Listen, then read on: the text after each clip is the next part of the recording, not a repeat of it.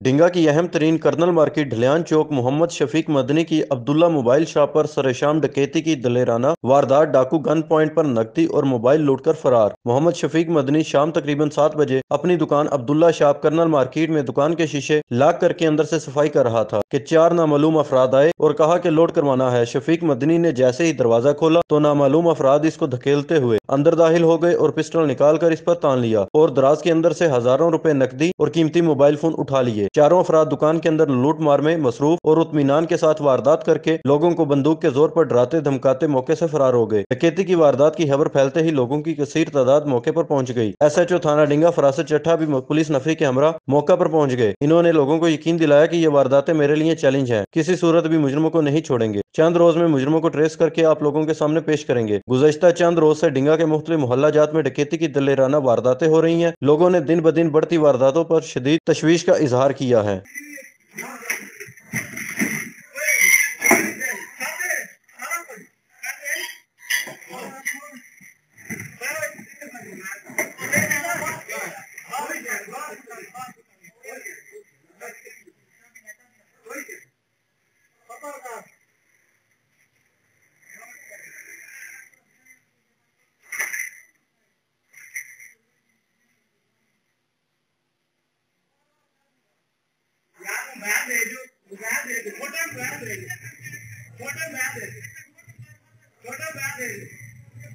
छोटा